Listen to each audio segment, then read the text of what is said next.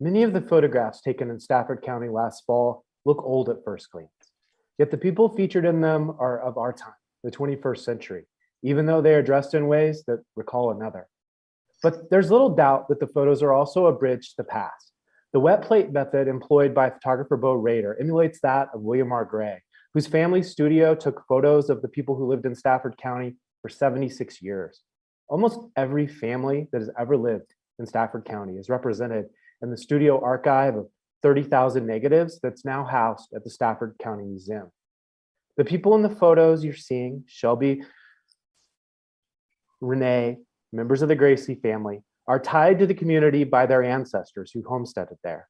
Those forebears were part of a broader movement of people, often called Exodusters, who were drawn to Kansas by hopes that it was a place for them to build a better life.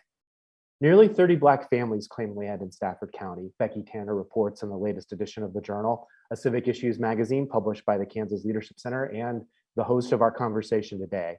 By the 1900s, it is estimated that there were as many as 400 African Americans living in Stafford County. A century plus later, none of those homesteading families remain. But for one homecoming weekend last October, the chasms between the past and the present were bridged in a unique and compelling way. Descendants of Exodusters got the chance to connect with their ancestors, some of whom they'd never really known before. Small town Kansans got the chance to honor their rich African American history in really profound ways. And maybe, just maybe, a few people in our often too divided country came just a little closer together to make the world feel just a little bit more connected. I'm Chris Green, and I'm the executive editor of the Journal, which just published Becky's story about homecoming in our winter edition, which is arriving in mailboxes, hopefully as we speak. We've decided to go the virtual route with this discussion because it gives us an opportunity to talk in depth with the descendants of the Exodusters who attended the homecoming festivities, and they hail from both inside Kansas and outside Kansas. We also have with us the woman who helped organize the event, the writer who brought us the story, and a longtime friend and collaborator with the Journal, who can kind of help us see the big picture and what it means for better telling the story of African American history in Kansas and beyond. We'll explore what these homecoming events mean for those who came to Stafford County to connect with their ancestors, how the event came together, and what other communities can learn from what happened there. Joining me today are four descendants of the Exodusters: Rene Elmore, her daughter Shelby Ronea, Pastor Emanuel Gracie, and Jennifer Gracie Vierthaler, the homecoming organizer Alice McMillan Lockridge, Mark McCormick, the Director of Strategic Communications for the ACLU of Kansas, and the Journal writer, Beccy Tanner. Before we get too deep into questions, I want to give everyone a chance to introduce themselves, tell us a little bit more about who you are, where you're from, and what you'd like to see us talk about on the call today. And I'd like to start with Rene and Shelby. And my name is Rene. This is my daughter, Shelby. And we're from Florida. My father actually is from Louisiana, which he was born in the same town as our second and third great grandfather, Reverend John Arthur Scott, who was the Exoduster from Kansas. And today I would love for us to discuss even more information about possibly what we found out post the celebration in October, and maybe some things that we weren't able to discuss while we were there. I think the experience was so wonderfully overwhelming that it was just so awesome to meet other Exoduster families and know that we're related to them. It was just so much information, and we were so excited, possibly like little kids, we might have missed some intricate details. Well, thank you, and thank you for joining us today. And you're joining us from Florida? Yes. Yes. Mm-hmm. Oh, that's exciting. Yeah, thank you so much. Now I'd like to turn to Pastor Gracie and Jennifer. Could you maybe introduce yourselves a little more and tell us about what you'd like for people to learn today? Go ahead, Jen. Oh, my name is Jennifer Gracie Vertoller, and we are from Wichita, Kansas.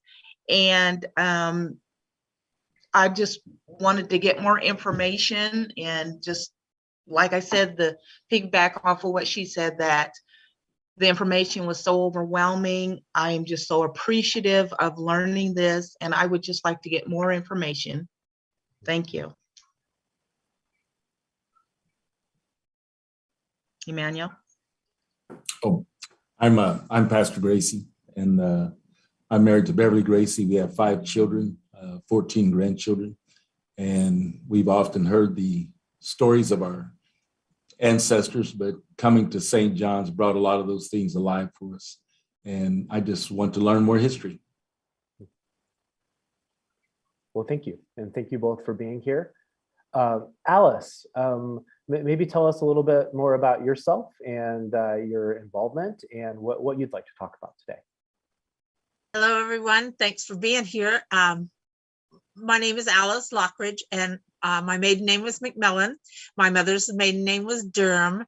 I come from a long line of keepers, and we kept papers and we kept pictures, and I used those skills to learn all about my family, and those practice skills were very handy when the moment came to start researching the subject of the Exodusters. I knew where to go and how to start looking.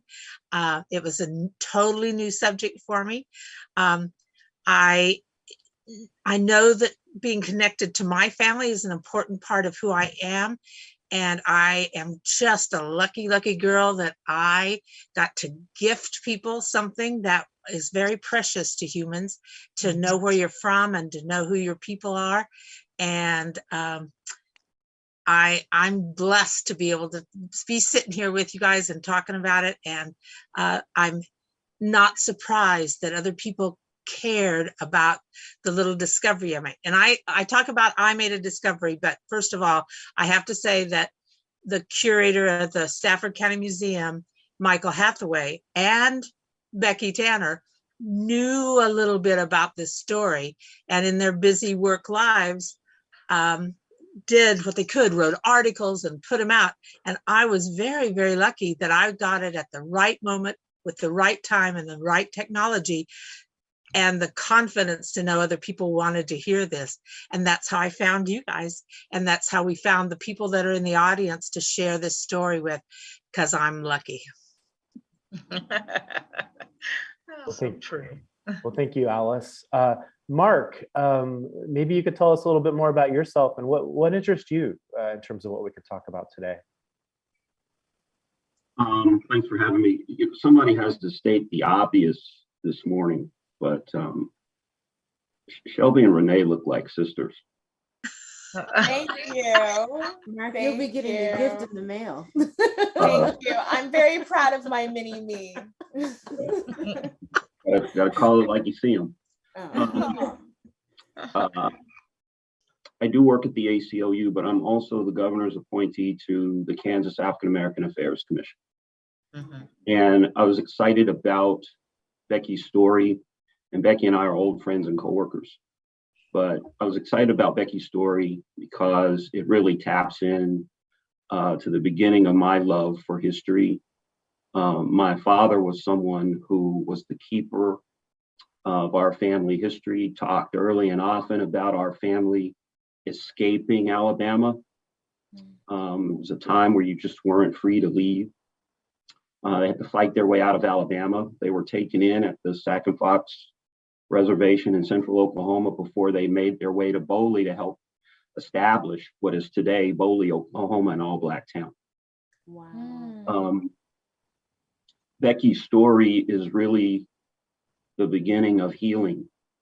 There was some discussion early on about why people didn't talk more. My family in particular, and it's not unique, they were fleeing terrorism and terror. And they saw things and they heard things and they experienced things.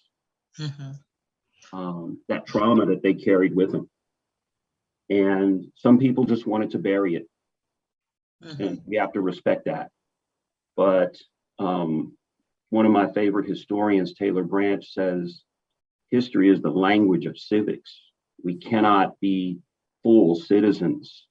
We can't meet our responsibilities as full citizens without a working knowledge of history, and I mean actual history, not the nostalgia that people like to wallow in, but real, actual history.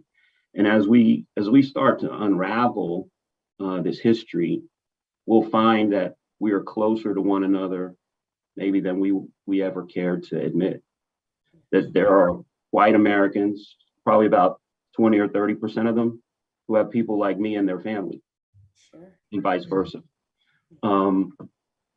You know, I wouldn't expect to see a lot of McCormicks in a phone book in Africa. So that's certainly part of our heritage. And that's why I say what Beccy was doing was very much a part of an exercise in healing, which we need to do. It's hard to other people who might be your kith and kin. And considering your connection to Boley, Mark, it's traditional for African-American towns and settlements. Many have homecoming type events. Have you heard of one happening in a town that's multiracial, that's having racial history? That's tougher. That's tougher. You know, my father passed in 2011, but he had found a McCormick farm in Butler County, Alabama, where we came from. And he called and had 2 or 3 conversations with the people there. But when, well, I can't say when they discovered, they asked him, he said, Mr. McCormick, are you colored?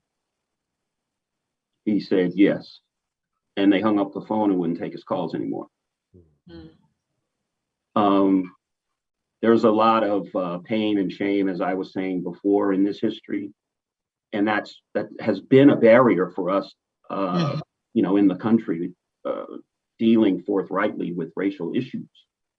But the more we do it, it's something that we absolutely have to do. There can't be reconciliation without the reckoning. The reckoning has to come first. And that has been difficult to do. The rodeo in Boley has been a kind of homecoming for a lot of people. And I've been going to the rodeo since I was a child. And my brother-in-law was the grand marshal there last summer when they had the rodeo. So there are events that take place like that, but they tend to be African-American only or white only. And I'll say this and then I'll be quiet, but Angela Bates, who was in Beccy's story, talked about how the African-Americans who traveled from Kentucky and settled Nicodemus are the descendants of a former vice president of the United States. And they were welcomed back for a family reunion. So I thought that was really powerful and really telling about what needs to happen in terms of these kinds of discussions and for us to move forward as a country. Well, thank you, Mark. I'm looking forward to hearing more from you later.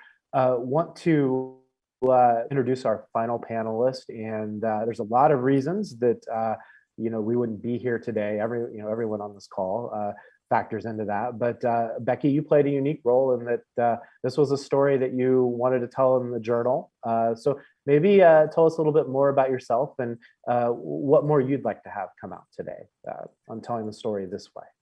Well, this is a story that's near and dear to me. I'm a 4th generation, very proud of Stafford County, Kansas. I absolutely love this county. But one of the things I've noticed as a journalist and also as someone who teaches Kansas history classes at Wichita State University is that history is many faceted. It has tons of layers to it, and it's sometimes complex. And what I've learned as a journalist is it's so important to get as many voices in a story as you can. And sometimes those voices are very different than maybe what we've heard before. And so I'll be very quick, but one of the things I want to say, and I don't mean to sound like the musical Hamilton in this, but history has its eyes on us. And how will we be looked at 50 to 100 years from now in Mhm. terms of the stories we share today, in terms of the stories we share from the past? And so that's kind of where I'm at, and I'll stop talking now. Well, thank you, Beccy, and thank you for the role that you play in bringing this story. I want to turn back to Shelby and Rene. Beccy has introduced like sort of this like big view of history, and history has its eyes on us. But this history was very personal for you, and this is history you didn't have a connection to and you didn't know. Could you tell me the story about like how it happened that you came back to Stafford County? Like what brought you back, and what was the experience like, and what did you learn?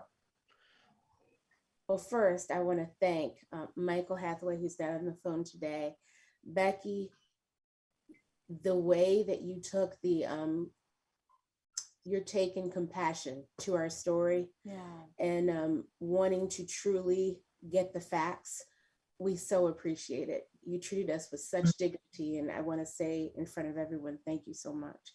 Thank you. To Alice, before I tell our story, Alice, I can't thank you enough. You're a part of our family. Alice and I began talking about 2 years ago, this coming March. And I was so excited that I saw all of these family trees that were connected with people that I'm related to. So I didn't see her as an ancestry match, but I'm like, well, maybe she's a distant cousin and we just didn't match in some way, thinking positively or at least hoping. And she was so nice, and she responded, which sometimes on those platforms, people just don't. They read your message and, never respond at all. So when we finally connected, I believe that Alice, you were out of town. She told me that she was a tree hugger, and I didn't know what that was. So I'm like, a tree hugger. Yeah. So she explained what she was doing, what her history was, and what her parents, her mother specifically, had done to preserve her history. And we began to talk, I want to say probably a couple times a week, and really got to know each other on a personal level. So to you, Alice, I thank you so much for all your time and consideration. I thank your mother for instilling the love of history in you, because it's definitely been shared with us. So thank you so much. So to continue the story, and Alice, you can help me out here. We were planning to attend, I believe it was a parade or some type of festival in St. John, but the pandemic was wearing very high. So we decided to postpone, but two of our cousins that we had never met before went to visit Alice, and she was able to put us in touch with each other. And they were doing a tour with Alice as well. Yeah. So I'm going to let Alice tell that part of the story, but just to wrap up our connection, we continued our conversation and building trees together and sharing information. And thankfully, we were able to make it to St. John this past October for the Exodusters descendant reunion and meet Alice finally in person. Yeah. So I'll let you finish from there, Alice, what happened with the cousins that we didn't know. Okay, Chris, do you want to hear how this all started? Sure, yeah. It's again, I have to say it's luck and the help of Ida Long Goodman. I was asked and said I would do a story about Ida Long Goodman, a wonderful woman who gave the library to the city of Seattle and the city of St. John. And it was the 50th anniversary of that building opening, and I couldn't find anything on the internet written about her, which is common about women that do great things.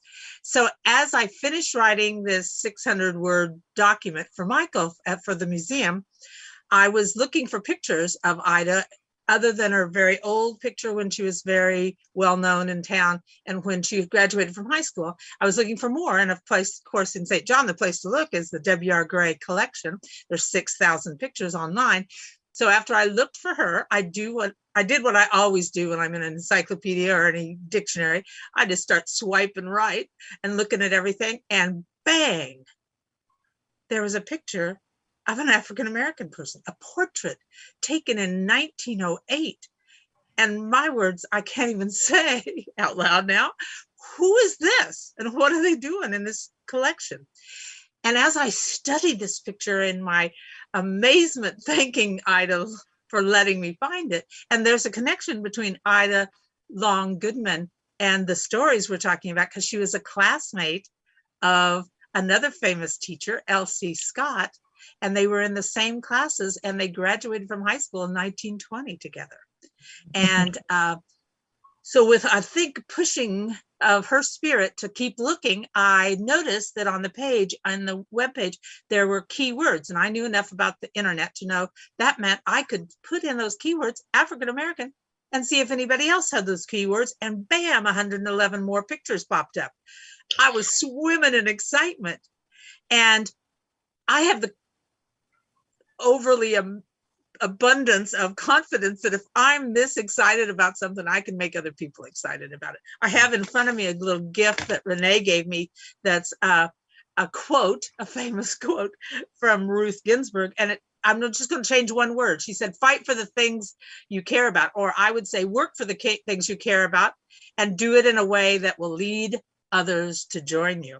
Yeah. And I think that's what I did. I worked on it and it was exciting to me.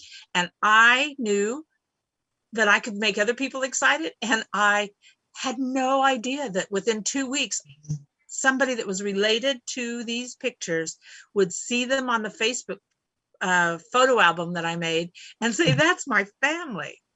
So that's where it started. And then those cousins started. And then I'd get a contact through ancestry.com because I did 30 so family trees to get the names of the people in these pictures and their families. And there was Rene on the other end of the phone. And we talked as she drove home from work and she told me her whole life story. And then I told her why I was doing this. And then we meet all the other people and we get to find the story of the Gracie family, called the original Gracies, written by their ancestor to tell us their story from slavery to St. John. So a lot of things fell in my lap and I'm happy to throw them back at the world. And if we change the world for better, I wouldn't be surprised. So just to take you back just a little bit, Alice, when you found the photo, like, why was that so exciting? Like, what was that moment for you? What did that mean? I thought I knew everything about my hometown. I mean, I'm the 5th generation. I have 2,000 portraits in my mother's home with names on them. I knew everything. I knew everybody. I knew everybody's grandmother. I knew where their farms were. I had a plat map. I could tell you who homesteaded that land. And here was something I'd never seen. And I was disappointed in myself and my education and my thought processes. And I wanted to fill that gap that I obviously didn't know everything. And if I didn't, other people didn't. And of course I called Michael right away and was over exuberant, and he often gets those phone calls from me and he's going, yeah, I know. I put those on the internet. He put those little words there. And the difference between him and I is he was busy and had 3,000, 6,000 pictures to put on the internet. And I was searching. I'm in the research mode and I could go, wait a minute, this is worth ringing a bell about. I can't tell you other than that. My confidence is this. I have a pot of gold. It's just Irish luck. And I'm at the end of the rainbow, like Kansas talks about over the rainbow. I'm at the end of it and there's the pot of gold and other people hadn't noticed it. And I just had my magic goggles on and saw what a treat this was. Yeah. And it comes across in Becky's story, just the sense of like serendipity that connected you to Shelby and Rene as they were on a family quest, like sort of, exacerbated by the pandemic, to learn more about their family history and really figure it out. There was sort of like a time of the essence type feeling to that. And so I'm wondering, Pastor Gracie and Jennifer, like, how does your story compare and contrast to how you got connected to this? Did you know a lot about your family history? Were you in a similar situation or a different situation? Or what was the experience like for you? Well, I will let my brother go first because he has a lot of history he knows. So after he says, then I'll tag along off of that. So go ahead, Emanuel, my brother. Well, actually, I thought we'd let her go first, but since she has other ideas, I guess I'll go ahead and step forward. Actually, I had been taught a lot of history about my ancestors as I was coming up. And so I knew some of the history concerning our people. There were many things that they tried to teach us. And to me, sometimes it would just get blurry and I couldn't understand it all. And so really, I understood our history. Of course, my grandfather's father was a slave, and I could trace our history down to Dover, Oklahoma. And that's where my grandfather's father was there in the grave there in Dover, Oklahoma.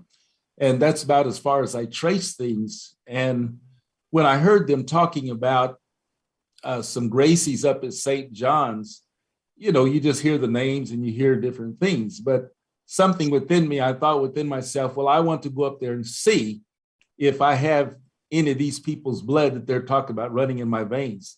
And so when I got up there and began to talk to them, of course, I had a picture of my grandma and grandpa and began to show them that and telling them that, you know, concerning Samuel Gracie.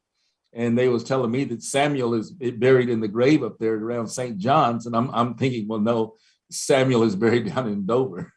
But I had no idea that Samuel's grandpa was buried around St. John's. And it began to connect all the pieces together to Gracie and all these different things, but just come across a gold mine of information up in that area that connected all the pieces together. And now I feel that I have a real understanding about my family and how they even got started and different things that perhaps even today I won't really go into that happened even back when my people were slaves and how they escaped and how they got to freedom and different things of that nature. But Samuel Gracie, that's up around St. John's, fought in the Civil War. And so now we have a lot deeper understanding of our family. We're thankful for that. So, yeah, and I'm going to kind of piggyback off of that. My brother kind of called me and asked me would I go with him up there. And I thought, well, sure, I didn't have anything to do, so I'm going to go with my brother. So we took off and went up there. And it was just, you know, when we looked at my brother and I thought, well, we'll probably be here about an hour and then we'll head on back home and go eat somewhere. And not knowing, but when she started talking and I could see the excitement in her eyes and her body, and she was just had so much information to tell us, and we just didn't quite understand because I have never heard of this town, St. John. So I'm like, okay, why is this woman telling us we're connected to this town? I've never even heard of it. And so when she started talking and started cross-referencing information and she had documents, then my body started getting excited and I was just overjoyed. And I believe we got there around 9 or 10 and we stayed till almost 7 or 8 at night. And it was just so much good information that I was very overwhelmed, and it's just kind of like learning something just all in one day, a crash course. And it was very overwhelming. And I think I cried a couple of times. And it was just a sense of belonging and realizing that what you grew up learning was that we were from Oklahoma. Now that we realize we are actually from Kansas, and it just kind of turned our world upside down. And it took me almost 3 days to get a good night's rest because my brain would not stop, you know, going over all this good information. And the thing is, it was real. I mean, it wasn't like Allison was just talking and Rebecca was just talking. They had documents. I mean, we couldn't just say, oh, okay, that's nice. You know, that's good information. This was real history. And so, like I said, it was the best history. I plan on going back and learning more. I'm thirsty for it. So I just want to thank you guys again for, you know, opening that door that could have been closed forever. Yes, yes. So I'm glad it's open. I want to learn. And that's what people don't understand is we just want to know about our history. That's what we want to know. It's none of this, you know, back and forth. You did this, this and that. Now we just want to know, just like anyone else in America, they want to know their history and they're not using it to punish anyone. We just want to know it. Mm, yeah. And I think a lot of people get that confused and that's why they have such, you know, don't want to talk about it. They don't want to, you know, bring up the past. Well, people always want to know about their past, but when we try to figure out our past, nobody wants to help. And I'm so thankful that you guys, you know, open the doors so we can walk in and get our history that really rightfully belongs to us, the history and knowledge. Yeah. Sure. Jennifer, I think you Great. brought up such a strong point of the fact that, you know, Alice and Michael, they had proof, they had evidence, they had, you know, recorded documents. And I feel like from witnessing, my mom started this project while I was finishing my last year in college. And a lot of our new discovered cousins, a lot of them were like, well, where did you get this? How do you know? And so witnessing my mom going through birth records and death records and trying to, once I finally graduated, joining her and going through different cemeteries and dusting off graves and recording and taking pictures and verifying, you know, information. It's so inspiring to see that my mom has connected so many people to the truth, has provided healing. So I just want to say, since this is Black History Month, thank you, Mom, for being the representation of what it means to honor your ancestor and for giving me, you know, something to look up to, a standard of how I should practice sharing the history and giving me a story that I can pass down to my kids and the generations to come after. Thank you. Yes. Well, the person that really started all of this, I'd like to take credit for, but I truly can't. My uncle, who's not on the phone, George Elmore, who I'm extremely close to. I was visiting Tyler, Texas, and on my way out the door with luggage in hand, giving kisses and hugs. And he said one thing to me, and I've learned to not just hear someone, but truly listen. He was sitting in his rocking chair and he said, I wish I knew where my family was. And I heard it, everybody else was talking. And I said, well, what do you mean? They're all around here, everybody's here. He said, no, our family is huge. I said, what do you mean our family is huge? We have a big family. And I said, well, whenever I ask you questions about, you know, the grandparents or great aunts, you all don't know. He said, no, we started this process of looking for our family and trying to write down in a Bible who was born, how the person died, but it was burned in a house fire. So a couple of people tried to gather what they could and do it again, but a lot of times with work, family, just life, people get busy, they put something down, and then it's hard to pick it back up. Well, I asked him to give me what he had, and he had about 30 to 40 names, incorrect spellings, half birth dates, some were correct, some weren't. And it turned into, right now we're at about 5,000 verified family members. And it's so overwhelming to me because I never thought that I would be the one to be the holder of history. As you all say that, you know, the original Gracies wrote their story. Alice, you talk about, you know, the history of your family and you knew more than 5 generations. Well, we don't have that. We don't have that at all. They didn't even know, they knew about a Reverend John Arthur Scott, but they did not know who his wife was. They thought that there were maybe 3 kids, not 17 children. And they had no idea that he was a politician representing the very town that my own father was born in 81 years ago. So I have to truly give credit to the visionary of this, who just asked a question and put it out there, which is my uncle, who I'm so proud of, George Elmore of Tyler, Texas. Yes. Well, thank you for sharing that part of the story, Renee. Like listening to you talk, like I just think like this sounds really like a lot of work. Like it's like unraveling a mystery, and I wonder like how hard it is to unravel that mystery. And do you need like lucky breaks? Like do you just have to like stumble across the right person? And is it technically harder, or like there are these walls that Jennifer talked about that also like prove barriers that like, yeah, I'm interested, like what makes it hard and how do you work through it? And what advice would you give to other people who want to know more about their own history? Well, number one, what makes it easier is that my daughter's graduated from college and she's very interested. So that helps because we're near each other for right now. I don't know how long that lasts, but she's helping. And then of course, Alice and all her help. That's what made it easier.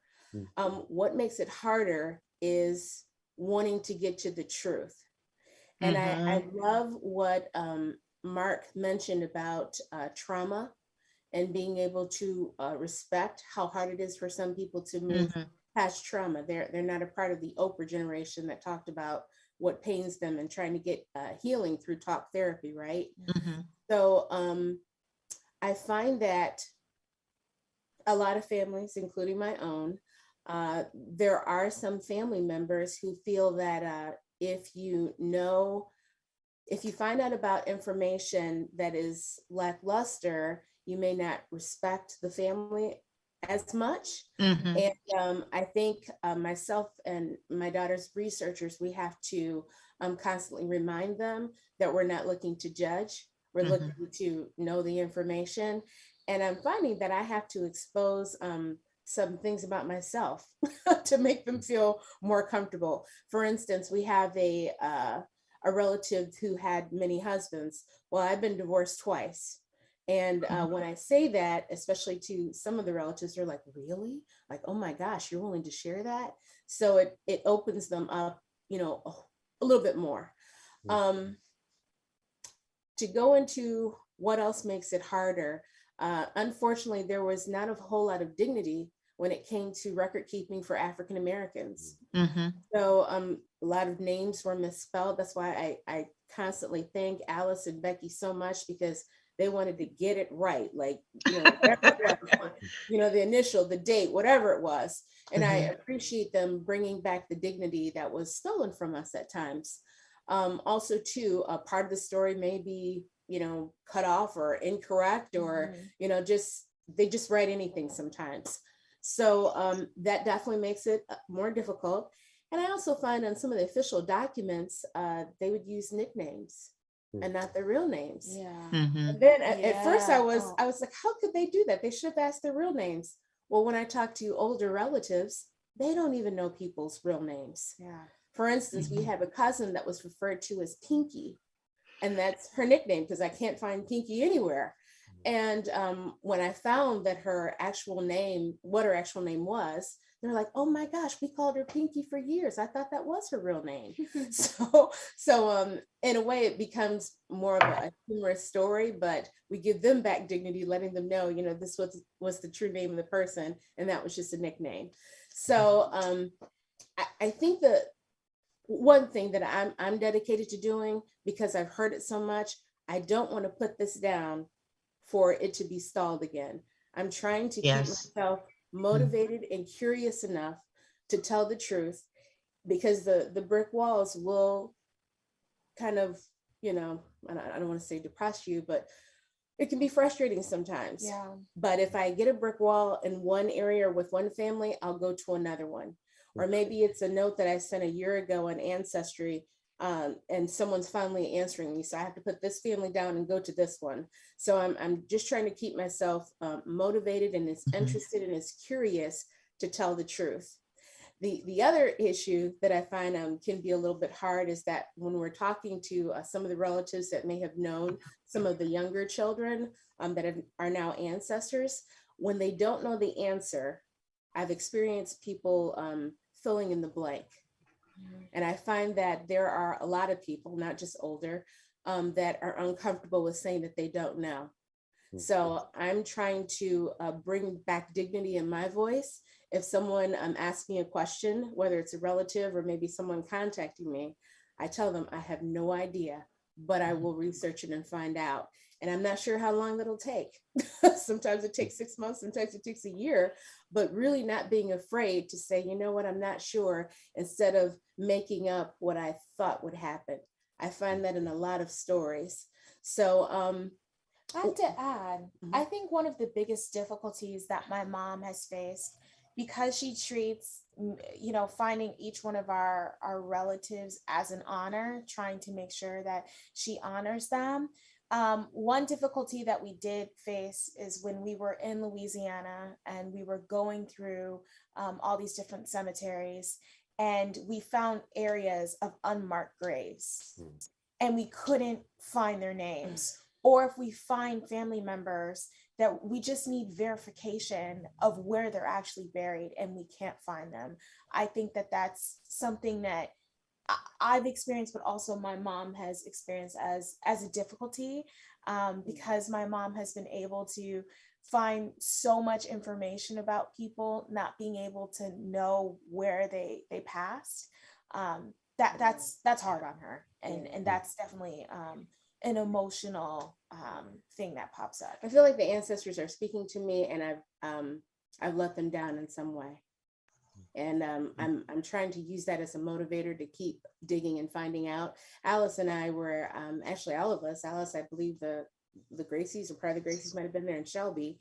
There was a grave in, I want to say Fairview, not far from Reverend John Arthur Scott's family plot that just said Elmore.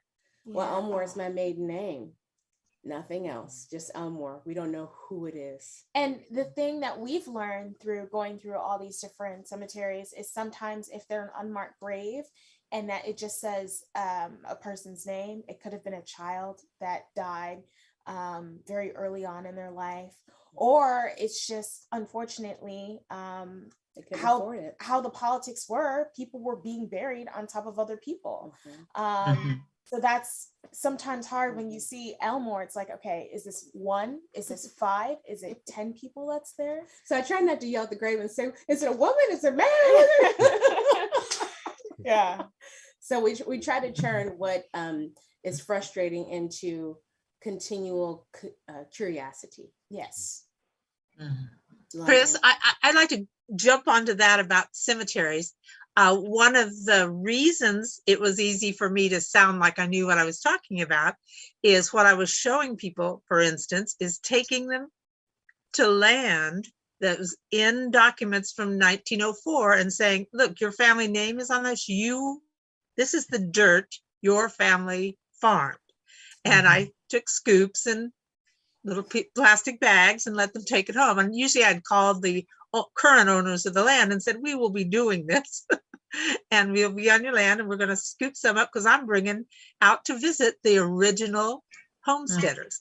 The other thing that made it so solid is we went to the cemetery and we stood in front of grave markers that had their names on it and dates and information.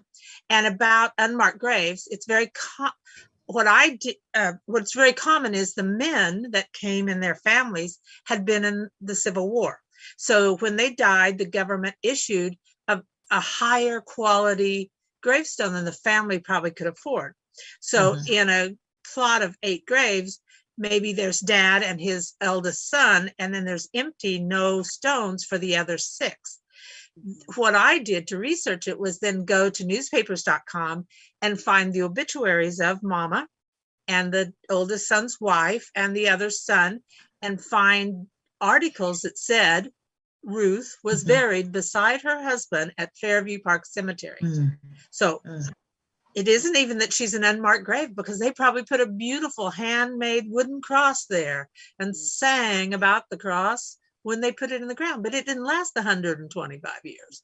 So it's time for us to fix those things. And some of these people went with me to the Stafford Cemetery. We know of one African-American man that lived in Stafford, even though it was a sundown town.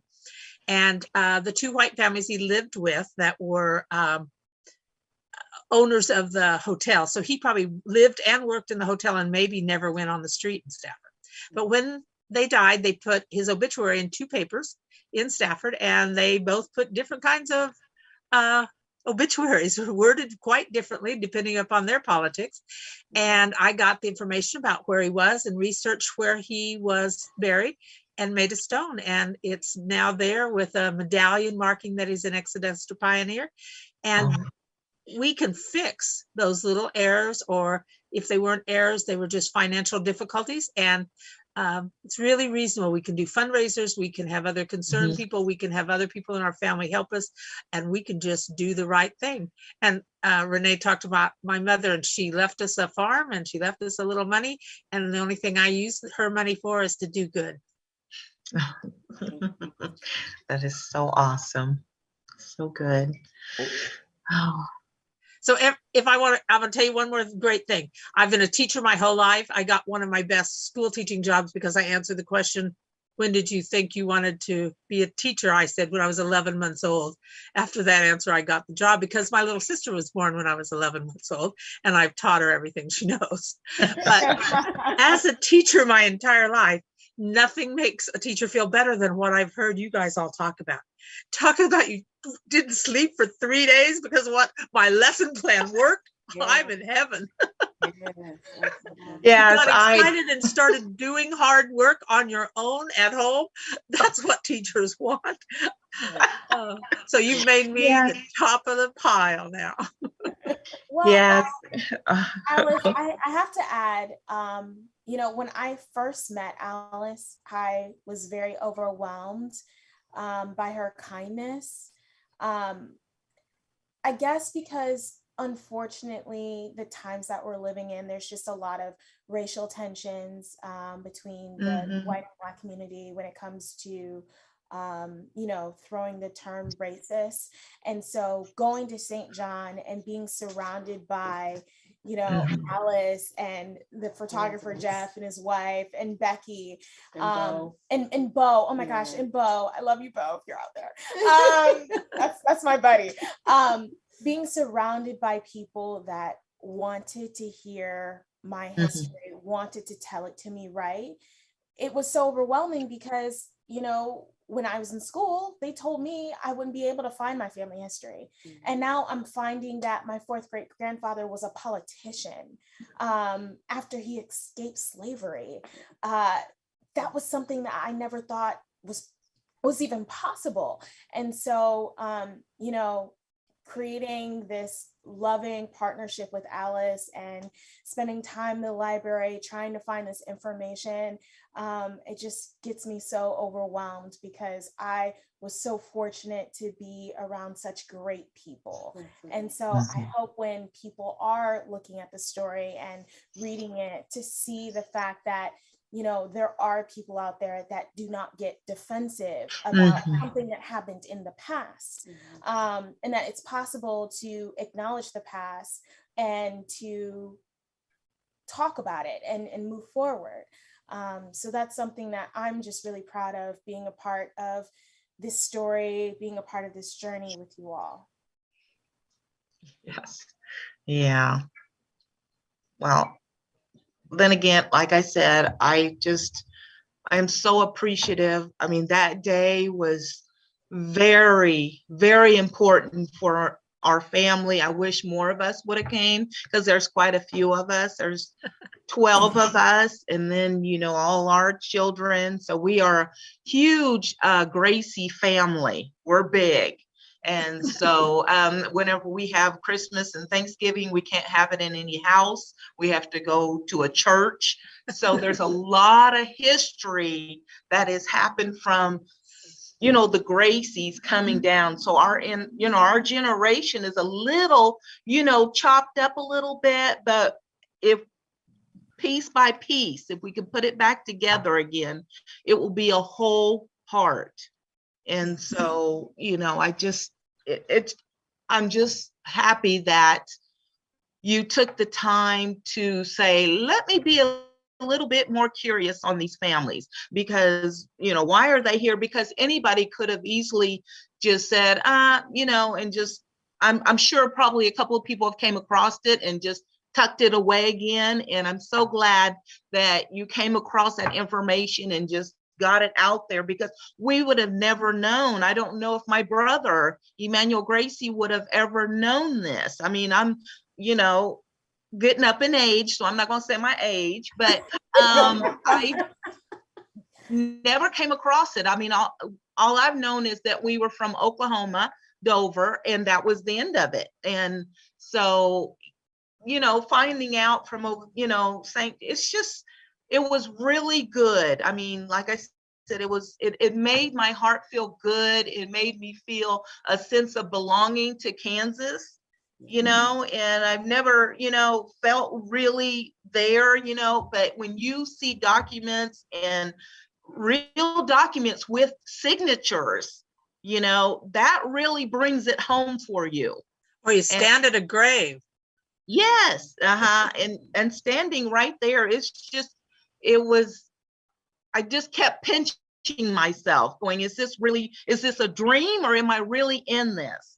And so I am I'm proud of everyone that worked on this, everyone that, brought this to a light. I'm really proud of, and thank you.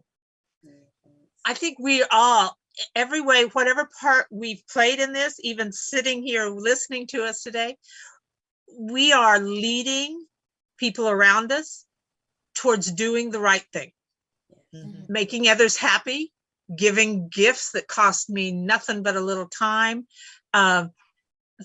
thanking people across racial lines, being appreciative, not being standoffish. We are leading, and that's what this organization is, why they put your story in their magazine, because they know that leaders are needed, and you guys are the next wave of leadership. And I'm so glad they're doing this, because I think this will help fix America. I think it will. If someone's reaching across the aisle and we reach across, I think if we just learn our history, it would bring us together, because like Emanuel or someone said before, it will heal. It's healing. When you know about your history, it's healing. Like I said before, I can't stress enough, we want to just know about our history. That's what we want to know. We're not going to use it to weaponize nothing. We just want to know, and I think a lot of people, if they read this magazine, they will understand we want to just know about our history. I mean, a lot of people know about their history, and we don't have that history. We don't have it. It's a missing puzzle. We can't finish the puzzle. Well, I think what you're hitting on is that there's I can tell from, us meeting that there was a new sense of pride. Right. After that day, when we were sitting down at dinner and just kind of reflecting over everything that we learned, I was able to see the land. Alice took us and showed us the land where my fourth great grandfather built his church, and where, his daughters had their house. We were able to speak to some of the St. John natives that got to see some of my ancestors in their elder age. For their children. Yeah. For their children. Yep. So Krista, to answer your question about what would our advice be to others, I was having a conversation with a woman yesterday who was interested in finding out about her family history, but she was afraid of offending any of her relatives. A lot of them were not supportive. So my advice to her was to look at who's interested. We've created, in dedication and tribute to my uncle, the George Elmore Research Society, where it's just interested family members. There's only a few that are interested enough in researching some part of our family to give us more information, more documents to help us understand who we are past our parents. As we approach a time boundary, could I jump in real quick, Chris? Yes. You don't mind? Yeah. Well, I want to say a couple of things. The conversation today has been really moving. I was listening to and feeling the emotion in Jennifer's voice about receiving this kind of information and wanting to make the point again that a lot of this information has been denied African Americans. When I was the executive director of the Kansas African American Museum, I had a genealogist working with me. And if you joined the museum, you got a free hour with this genealogist. And before she started, she did family trees for myself and my staff. And as much as I knew about my own family, Jackie LeGrand there in Wichita found new things. And Jackie was one of the people who was invited by the Smithsonian's National Museum of African American History and Culture to go through the documents of the first generation of people freed from slavery. Wow. That is So she was going priceless. through these documents along with other genealogists doing this. The point I'm making is that we have to be purposeful and intentional about saving this kind of history. So I'm going to make an offer. I'd be willing to connect you with Jackie and others who do this kind of work. And she has found a way to gather this kind of genealogical information without using places that cost you money. Okay. You used to have to purchase a death certificate, a birth certificate, and different states charge different amounts of money. She has found ways around that. And even if you are adopted, as Beccy would know, adoptions involved a lot of paperwork. And so it was actually easier for Jackie to find people who had been adopted as opposed to people who were not. So you could reach out to me. I'll share my email information with Chris so that you can reach out to me and I can connect you with those folks. But she has a lot of really fun things to do when you get your family together. There's bingo. She recommends taking video, and now we can do it on our phones. But whenever we lose an elder, it's like an entire library burning down. We lose all this information. That's why I'm saying we have to be purposeful and intentional about preserving this history. And if you don't think it means anything, all you have to do is look at Jennifer's face when she was talking about getting this information. It's very powerful. Well, thank you for that, Mark. We just have a couple of minutes left, and I would like to have two questions that find a way to get an answer to somehow before we conclude from everyone in the group, whoever wants to chime in. But I'm curious about what happens next in Stafford County. Is this going to happen again? And what do you hope other communities learn from what's gone on here? One of the things about what's happening next is there are still 27,000 pictures in the collection of W.R. Gray that haven't yet been scanned and put on the internet so that we can look through them and find more. In the last 6 or 8 months, I think they found 3 more pictures of Exodusters. And so that there's lots left to find. And that's really the start. Without pictures, I couldn't have convinced these people that I knew anything. I wouldn't have known what names to start looking for. And thank W.R. Gray for having those 11 journals that he wrote the name of the person that paid for the picture. And there's a great picture of 2 women just all decked out in beautiful clothes in the 1920s with a young white guy standing behind him, and we only know his name and we can't figure out the whole story. There's lots of fun stories yet to be found out just based on my 3 sources. The pictures of W.R. Gray and his journals, the cemetery records of where people are buried, and the newspaper clippings that I can find electronically through newspapers.com. And Michael at the History Museum in Stafford County has a couple of other newspapers that aren't yet scanned into that. So that's where we get the facts that I can find. But I know that some of the topics that Rebecca brought up in her article, there are people that are listening to this probably now, or their friends and family that have relics and heirlooms at home that could add to the story. And I hope they'll contact Beccy and share them with her or lend them to her and let us finish writing the story. Well, thank you for that. And Shelby and Renee and Pastor Gracie and Jennifer, I'd like to give you four kind of the last words for today. And what do you hope other communities learn from this? What do you hope other people watching will take away as we leave? Yeah, it's such an overwhelming question because, you know, I am a young woman in my 20s and there's so much life ahead of me. But I know for sure, one thing I want people to take away is to share your story. I am a filmmaker and it is my mission to make sure that I share the story. You know, I am currently working on some poetry that I wrote from my experience in St. John. And I want to create a piece that kind of embodies the information, but also the information that I've received from my mom about my ancestors. So that is an ongoing project that I do want to release out into the world. So I definitely feel very empowered and honored to make sure that I continue the legacy of looking back and helping others, sharing my story, but also just being honest and being curious and continuing to look for information.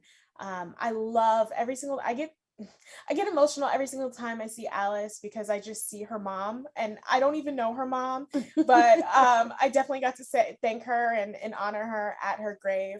But I want to make sure that the generation up under me and the people that are my age and my family, they continue to encourage people to go to St. John, encourage people to go to where our family land is in Louisiana.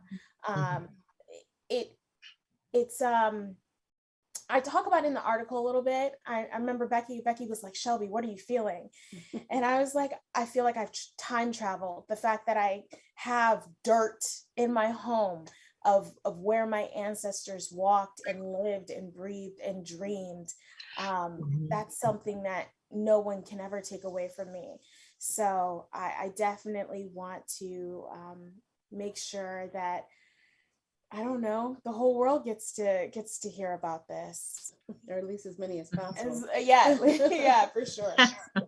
Futuristically, we have talked with Phyllis on hopefully creating some type of documentary on what the experience has been like finding our family. Yes. My dream in Kansas is to create a home museum to memorialize and recognize our ancestors. So not only can they visit St. John, but they'll actually have a home of all of the relics, artifacts that we can find, pictures, documents, so they can bring back a sense of dignity to their family. I would describe it as becoming whole. I'm not finished, but I'm becoming whole, and also being able to be a blessing to people who are not related to me, who may even have a question or like, how long have you been doing this? And I'm able to share something about their family and making them become whole as well. So advice for other communities: be open and continue to be curious. Yes. Well, I would like to jump in and say that what I would like other communities to do is to open up and be more understanding and more freely with their history. We cannot learn from our past if we are closed-mouthed and we don't teach our young people our history, because it is good, rich history. So what I'm saying is we all need to move forward, keep digging, getting more information to teach the younger generations that's coming up, and keep moving forward. Pastor Emanuel. Gracie, you have the last word. I would like to say also that I appreciate the events that have taken place very, very, very much. I'm looking back and very thankful we were able to spend time with Miss Kansas there, and as she expressed her part in the things concerning the graves. I'd also like to say one of the questions that maybe we didn't quite get into, but the thoughts that if we cannot acknowledge the sins of the past, they will become a part of our future. And so I believe it's good for all people, regardless of who they might be, to be able to look back on the past and acknowledge the right and the wrong in the past. And when there's wrong in the past, and you can't look at it and acknowledge that that is wrong, then to me, that can become a part of your future. And I believe that's something that everyone needs to take note of.